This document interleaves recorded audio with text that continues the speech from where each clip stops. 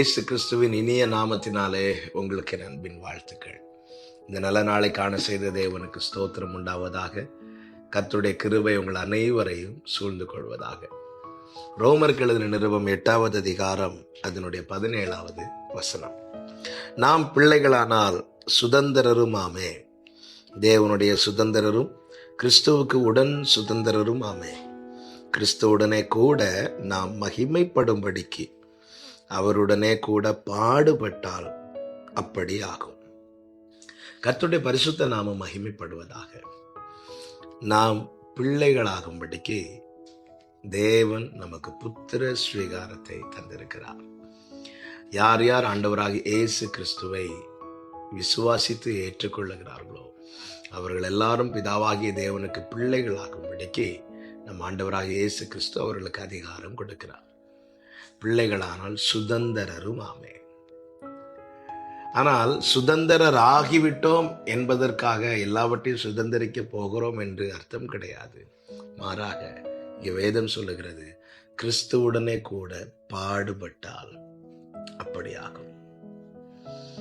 அப்பாவின் சொத்து பிள்ளைக்கு தான். ஆனால் பிள்ளைகள் எல்லாரும் தன் தகப்பனின் சொத்தை அனுபவிக்கிறார்களா என்று கேட்டால் இல்லை. பிரிந்து போகிறவர்கள் உண்டு, பின்வாங்கி போகிறவர்கள் உண்டு, மறுதலிக்கிறவர்கள் உண்டு, எதிர்க்கிறவர்கள் உண்டு.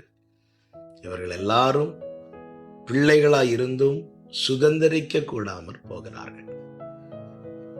மோசையை மட்டும் விசேஷமாய் அழைக்கவில்லை எகிப்திலிருந்து. காலேப் யோசுவாவை மட்டும் விசேஷமாய் அழைக்கவில்லை. எல்லாருக்கும் ஒரே ரத்தம் தான், இரத்தத்தால் மீட்கப்பட்டவர்கள் தான். எல்லாருக்கும் கானான் வாக்கு தத்தமாய் கொடுக்கப்பட்டது.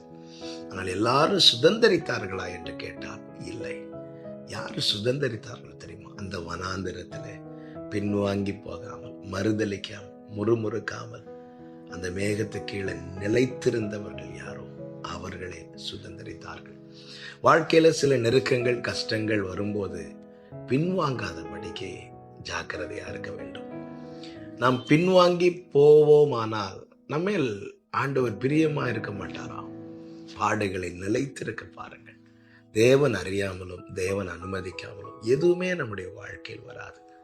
ஒன்றை தேவன் அறிந்து அனுமதிக்கிறார் என்றால் அது நம்மை பக்குவப்படுத்தவும், நம்மை உருவாக்கவும், அல்லது நம்முடைய பின்னாட்களில் நமக்கு நன்மை உண்டாக பண்ணவுமே. நம் தேவன் நல்லவர், கிருபையாய் அழைத்திருக்கிறார், கிரயம் கொடுத்து நம்மை வாங்கியிருக்கிறார். அறிந்து நமக்கு ஒரு தீமை செய்வாரா? நிச்சயம் செய்ய மாட்டார். சில கஷ்டங்கள், நெருக்கங்கள், பாடுகள் வாழ்க்கையில் வரும்போது சோர்ந்து பின்வாங்காதபடிக்கு நிலைத்திருக்க பாருங்கள். எல்லா சீஷர்களும் ஓடினார்கள், ஆனால் யோவான் சிலுவைக்கு முன்னாக வந்து நிற்கிறான். ஆமென். பாடுகளில் நிலைத்திருக்கிறவனுக்கு பரலோக வெளிப்பாடு கிடைக்கும், பரலோக தரிசனம் கிடைக்கும். அவன் எங்கே இருந்தாலும் அங்கே அவரும் வந்திருப்பார். யோவானை பத்மத்தீவில் தூக்கி போடுகிறார்கள். இயேசு மார்பில் பொற்கச்சை கட்டினவராய் அங்கே நின்றதை வேதம் நமக்கு காண்பிக்கிறது. இன்று நீங்கள் நடக்கிற பாதை ஒருவேளை சற்று கடினமாக இருக்கலாம். துன்பத்தின் நடுவில் நடந்தாலும் உயிர்ப்பிக்கிறவர் நம் தேவன். பின்வாங்காதபடி, மறுதலிக்காதபடி, முறுமுறுக்காதபடிக்கு, விலகாதபடிக்கு நிலைத்திருக்க கர்த்தரிடத்தில் கிருபையை கேளுங்கள். அவர் வைத்திருக்கிற சுதந்திரத்தை சுதந்திரித்து அனுபவித்து மகிழ கர்த்தர் ஒவ்வொருவருக்கும் அனுகிரகம் செய்வாராக.